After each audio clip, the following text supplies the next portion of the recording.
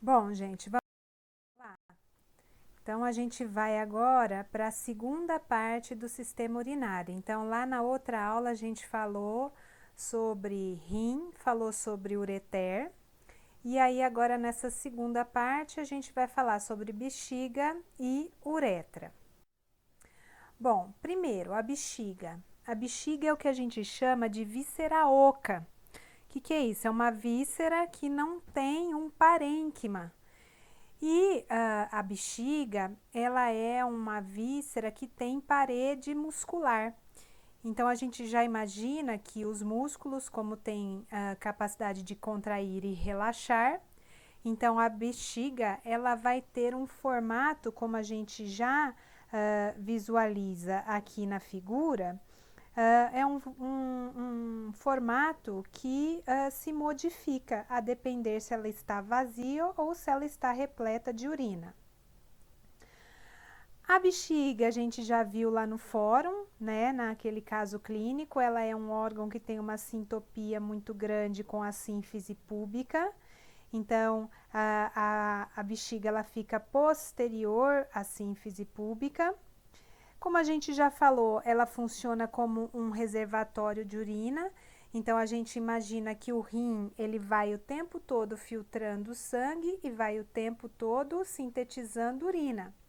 Então, essa urina ela entra nos cálices que a gente viu aula passada, entra no ureter e ela, na verdade, vai precisar de um órgão que possa armazenar para que a gente não tenha aqui no banheiro toda hora.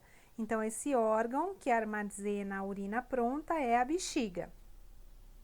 E o músculo que forma a parede da bexiga é o chamado músculo detrusor. Então, o nome para o músculo que forma a parede da bexiga é músculo detrusor.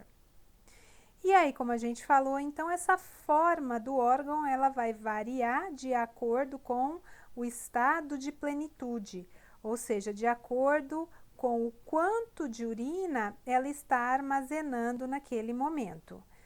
Bom, a bexiga na idade adulta ela é praticamente pélvica, a não ser que ela esteja muito cheia. Mas lá no nascimento, a bexiga ela é praticamente abdominal. E a uretra ela se inicia lá perto da margem superior da sínfise púbica. E aí o que acontece? Com o passar do tempo, com a idade, a bexiga ela vai migrar lá para a região pélvica. E aí, lá após a puberdade, é que ela realmente vai adquirir a posição completamente pélvica, que é semelhante à posição da bexiga no adulto. Se eu isolar a bexiga é um órgão simples, né? Então, a gente visualiza aqui a chegada dos dois ureteres, então eu vejo um ureter de cada lado, chegando aqui próximo ao que a gente chama de base da bexiga. Então, a base da bexiga ela é posterior e próxima à chegada dos ureteres. Depois, do lado oposto à base, desculpa, eu tenho o ápice da bexiga. O ápice da bexiga, ele está relacionado a uma estrutura que a gente já falou lá na parede anterior do abdômen, que é o úraco, e que vai formar aqui o que a gente chama de ligamento umbilical mediano, e que por sua vez vai formar uma prega de peritônio na parede abdominal, que é a prega umbilical mediana. Bom, o que mais? A gente tem a superfície superior e a gente tem as superfícies inferolaterais da bexiga. Então, essas são aqui as regiões da bexiga. E aqui, saindo da bexiga, a gente já visualiza o próximo órgão, que é a uretra. Se eu fizer um corte na bexiga, o que eu visualizo aqui agora é que nós temos a saída da uretra numa região que eu vou chamar de colo da bexiga. Então, o colo da bexiga, ele envolve a origem da uretra e esta origem da uretra está relacionada também à região em que eu tenho as duas superfícies inferolaterais e a base se cruzando. Então, imagine aqui que eu tenho uma superfície inferolateral nesta região, aqui a outra superfície inferolateral e aqui a região da base. Então, é como se eu tivesse, ó, três regiões que vão convergir para um único ponto, que é a região chamada de colo da bexiga. E aí, no colo da bexiga, eu vou ter a saída da uretra. O início da uretra, que a gente já visualiza aqui, que é o ósteo interno da uretra. Bom, e aí o colo, ele é primeiro a parte mais inferior e mais fixa da bexiga. E aqui, tanto no homem quanto na mulher, nesse caso aqui a pelve é feminina, mas lá no homem a gente vai ver também, existem aqui duas bandas que a gente chama de fibromusculares. O que elas vão fazer? Elas vão abraçar esta região do colo da bexiga e vão fixar esta região a uma porção que a gente vai chamar de póstero inferior do púbis.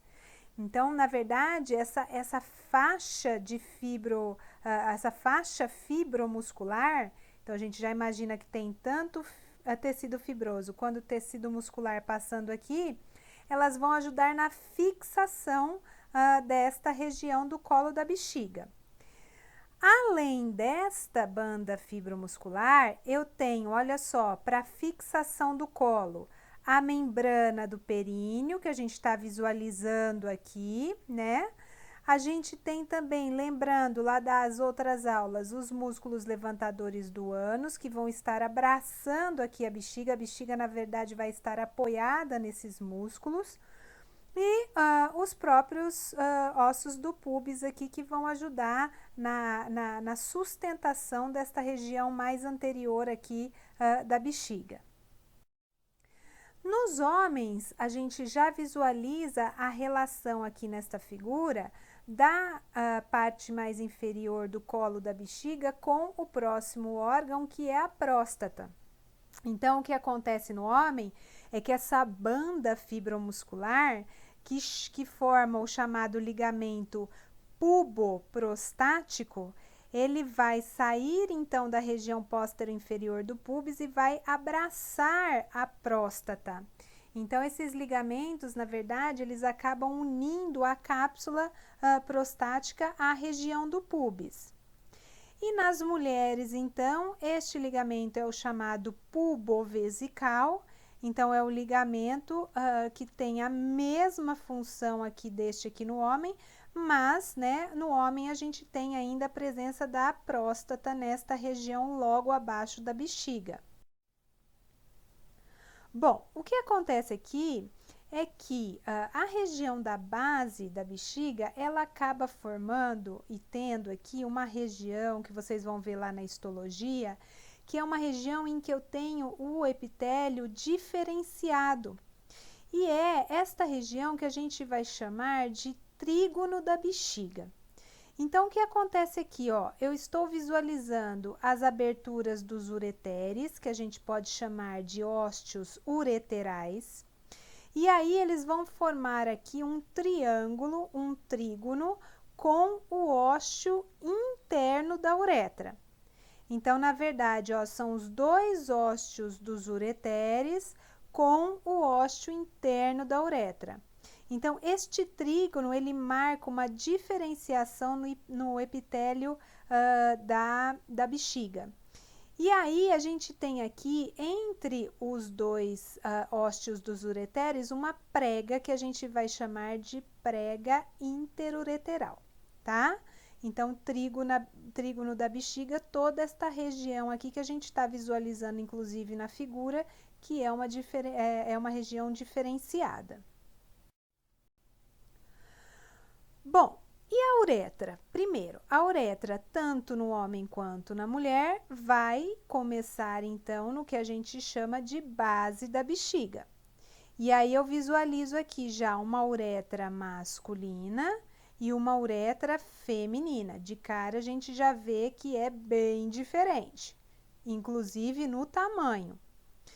Aonde que elas vão terminar? Então, elas vão terminar no que a gente chama de ósteo externo da uretra. Então, o ósteo externo que fica já lá na região do períneo. Então, a uretra, ela sai da região pélvica e ela vai até a região do períneo. E aí, aqui a gente vê, então, que a uretra masculina e a uretra feminina, elas são bem diferentes. Bom, vamos falar primeiro, então, da uretra masculina. Então, primeiro, a uretra, ela é o último segmento do sistema urinário. E aí, ela é muito longa no homem em relação à da mulher. No homem, ela tem cerca de 20 centímetros e na mulher, ela tem somente cerca de 4 centímetros. Uma outra diferença da uretra masculina em relação à feminina é que a masculina, ela pertence tanto ao sistema urinário, então ela é responsável pela micção, quanto ao sistema reprodutor. Então, ela é responsável também pela ejaculação. Então, o que acontece aqui na uretra masculina é que eu tenho a relação de posição, a sintopia com a bexiga. Então, a bexiga, ela vai, quando ela está na sua plenitude, esse músculo, ele contrai. Os esfíncteres que existem aqui vão relaxar e a urina, ela entra na uretra. Então, ela vai entrar na uretra e o que que ela faz? Ela caminha por dentro da uretra num processo de micção. Mas o que acontece aqui também é que eu tenho a formação do sêmen nesta região em que a próstata está abraçando a uretra. Então, o sêmen, ele é formado aqui nesta região. Nós vamos ver isso com detalhe lá no sistema genital masculino. Então, o que acontece? A ejaculação, o sêmen, ele também vai passar pela uretra. Então, portanto, a uretra masculina, ela faz parte tanto do sistema urinário quanto do sistema reprodutor por conta da ejaculação do sêmen. Bom, além disso, a uretra masculina, ela apresenta duas angulações durante o seu trajeto. Então, a gente tem, ó, a uretra saindo da bexiga, passando por dentro da próstata, depois ela vai passar aqui, ó, por uma região chamada de membranácea e aí ela faz a sua primeira curva. Então, esta é a primeira angulação. Depois ela continua e ela faz uma segunda angulação. Bom, lá. O que acontece então é que a uretra, ela passa pela próstata. Aqui agora a gente visualiza num esquema melhor. Depois ela passa pelo espaço profundo do períneo, pela membrana do períneo. E aí ela chega aqui na região da raiz do pênis. Então, a gente chama esta região inicial do pênis de raiz do pênis. Então, o que acontece aqui é que ela sofre esta primeira angulação, ó, para frente, nesta região que eu vou denominar de raiz do pênis. Então, aqui é a primeira angulação. E depois, o que acontece é que quando o pênis está flácido, existe uma segunda angulação. Essa segunda angulação é quando eu tenho a transição da raiz, que é a parte fixa do pênis, para o que eu chamo de corpo do pênis. Então, toda esta região que está aqui, ó, próxima ao púbis, ela é uma parte fixa. Então, ela fica fixa. A gente viu isso lá na aula de períneo. E aí, quando eu tenho a saída desta estrutura para fora da região da pelve, eu vou chamar de corpo do pênis e aqui eu tenho a segunda angulação. E aí, o que acontece é que essa segunda angulação, então, ela só vai estar presente se eu não tenho ereção peniana. Agora, quando eu tiver a ereção, esta angulação ela vai desaparecer, porque eu imagino que o pênis ereto, ele não vai ter essa segunda angulação, ele só vai ter a primeira angulação, ok? Bom, e aí durante o seu trajeto, o que acontece é que a uretra masculina, ela acaba aqui tendo algumas porções, algumas regiões. Então, a primeira delas é a chamada uretra pré-prostática ou então intramural. Por que esse nome? Pré-prostática, porque aqui está antes da próstata, e intramural, porque na verdade esta parte da uretra está passando por dentro da parede da bexiga. E aí o que acontece? Esta região, onde exatamente ali onde está, né, o apontador vermelho, ela é muito importante, por quê? Porque aqui eu tenho, olha só, uma bainha de fibras musculares lisas. E essas fibras musculares lisas, elas acabam formando aqui um músculo, que é o músculo esfíncter interno da uretra. Então, este esfíncter interno da uretra, que está associado ao ósteo interno da uretra, ele vai fazer o que? A contração desta região. Então, eu imagino que quando eu contraio esta região, eu vou fechar a uretra nesta região. E aí, por que eu preciso disso? Por quê? Porque esta contração vai prevenir o movimento retrógrado do sêmen para a bexiga. Então, olha só, eu não falei para vocês que o sêmen ele se forma aqui nesta região da uretra? Então, o que acontece? Quando o homem vai ejacular, o sêmen ele tem que vir para fora. Então, ele não pode voltar para dentro da bexiga e se misturar com a urina que está aqui. Então, o que acontece é que esse esfíncter interno ele vai ser acionado para que o sêmen ele possa ser ejaculado de forma que não haja nenhum fluxo retrógrado. Bom, depois desta pequena porção, existe aqui agora a uretra prostática, que é a parte da uretra, então, que está passando por dentro da próstata. Essa parte, então, ela mede, ó, cerca de 3 a 4 centímetros. E aí, o que acontece aqui é que quando a gente visualiza a uretra prostática, a gente percebe que existe uma prega nesta região com uma estrutura abaulada aqui. Esta prega é o que a gente chama de crista uretral.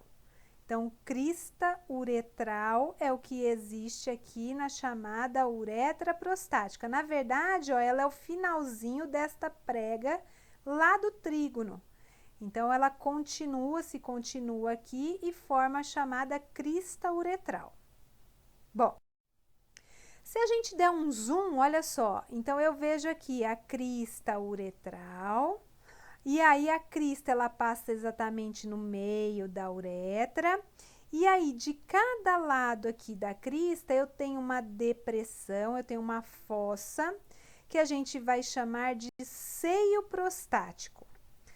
Esse seio prostático, olha só, se a gente visualizar aqui, ele está cheio de furinhos, cheio de pequenos ósteos, que são os ósteos dos dúctulos prostáticos, que são os dúctulos, na verdade, que vão trazer o líquido que é formado na próstata e que vai fazer parte do sêmen.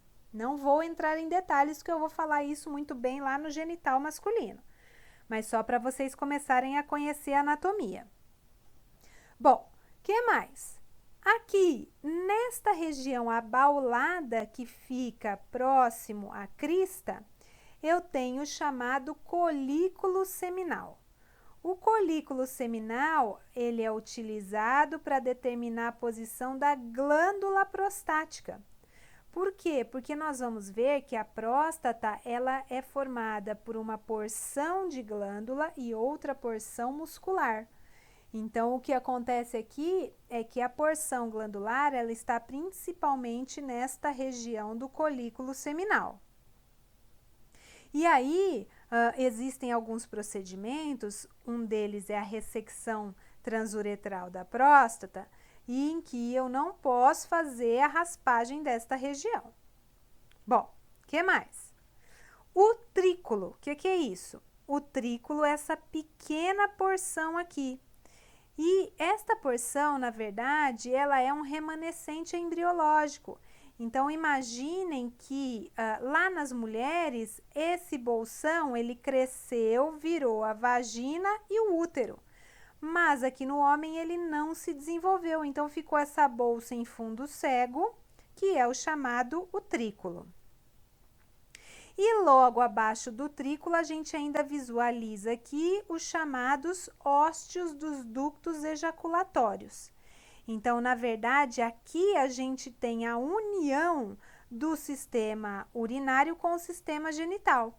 Por quê? Porque é por aqui que vão chegar os espermatozoides que vão vir lá dos testículos, então, através dos ductos ejaculatórios, tá? E depois eu desenvolvo isso melhor para vocês.